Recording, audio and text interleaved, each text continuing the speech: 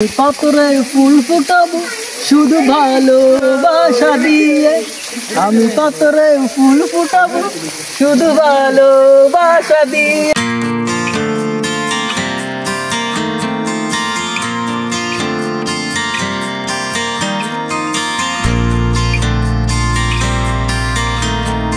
বৃষ্টির দিনে আপনারা যখন বৃষ্টির দিনে আসবেন অর্থাৎ জুন জুলাই এইদিকে, তখন দেখবেন যে এখানে পানিতে ভরপুর থাকবে, এখানে অনেক পানি উঠে।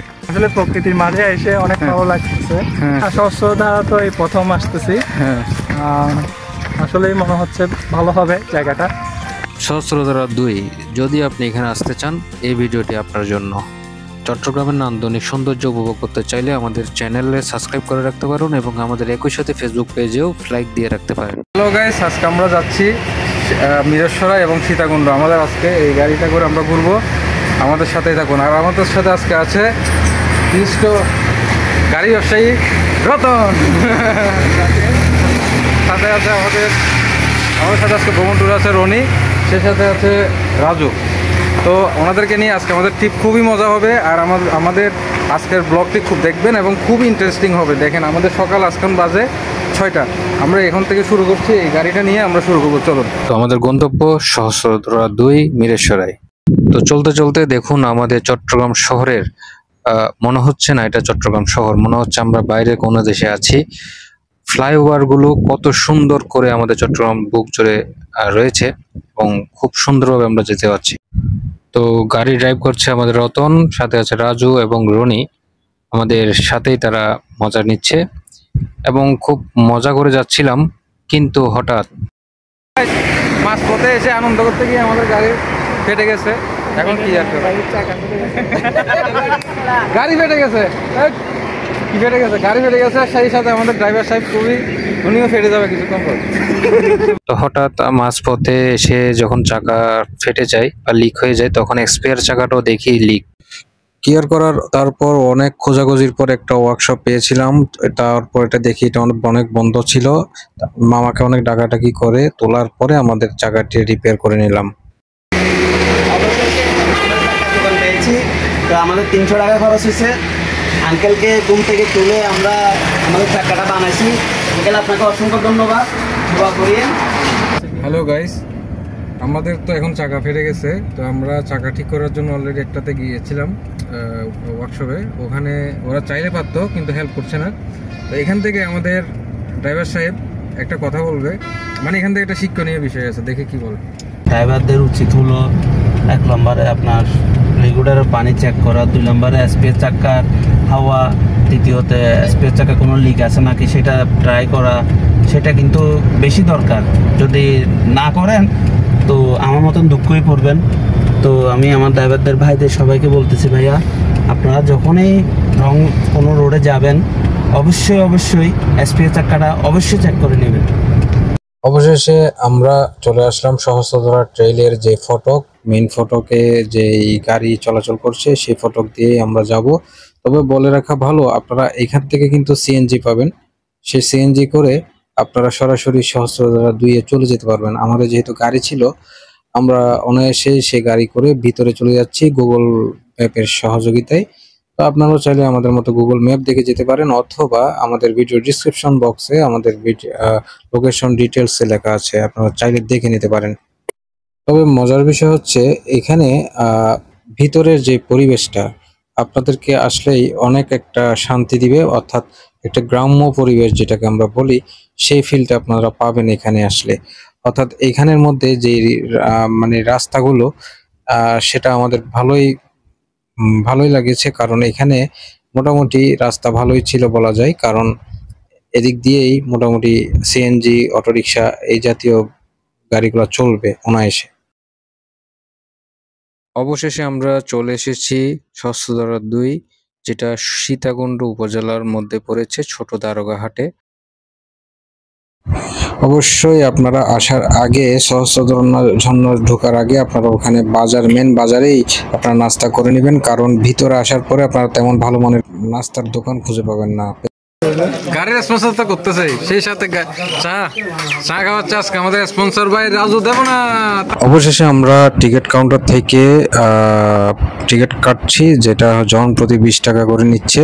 তো আপনারা এখানে প্রবেশ ফি 20 টাকা লেখাই আছে, বোট ভাড়া 60 টাকা, যেটা বৃষ্টির দিনে আসলে আপনারা বোট ভাড়া নিতে পারবেন। আমরা তো সিঁড়ি দিয়ে উঠছি, চলুন ততক্ষণে আপনাদেরকে এই সহস্রধারা 2 এর কিছু অপরূপ সৌন্দর্য দেখিয়ে আনি।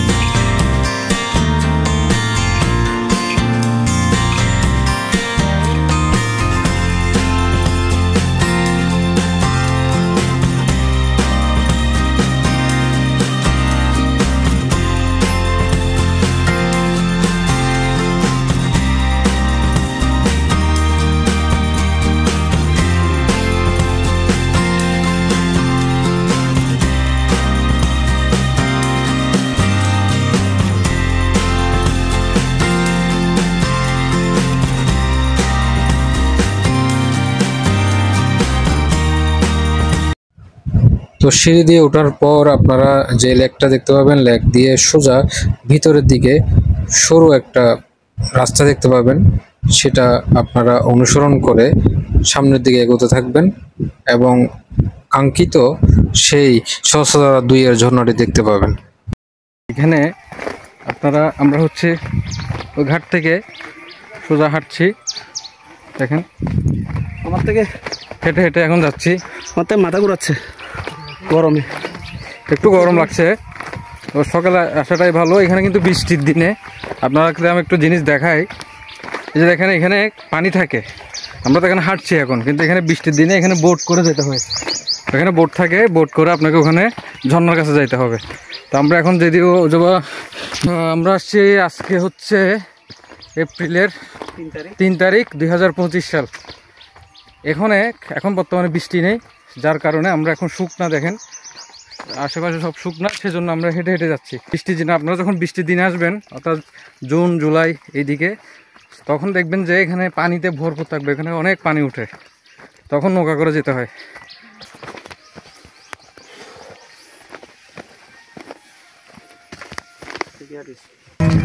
আসলে প্রকৃতির মাঝে এসে অনেক ভালো লাগতেছে। হ্যাঁ, তো সচরাচর দেখা হয় না, খুব কম বের হওয়া যায় না। সহস্রধারা তো এই প্রথম আসতেছি। হ্যাঁ, আসলেই মনে হচ্ছে ভালো হবে জায়গাটা, যেতে যেতে ভালো লাগতেছে। তো দেখা যাক কি হয়। হ্যাঁ, বর্ষাকালে যদি আপনারা আসেন তাহলে এখানে অনেক পানিতে ভরপুর থাকে। আপনারা এই জায়গাগুলো যে দেখতে পাচ্ছেন, এখানে সবগুলোতেই কি থাকে, বন্যার পানিতে ভরপুর থাকে। এখানে কিন্তু নৌকা নিয়ে আসতে হয়, বোট নিয়ে আসতে হয়। অথচ আমরা কিন্তু হেঁটে হেঁটে আসছি। কারণ কিসের জন্য আমরা হেঁটে হেঁটে আসছি? কারণ এখন এখানে শুকনা।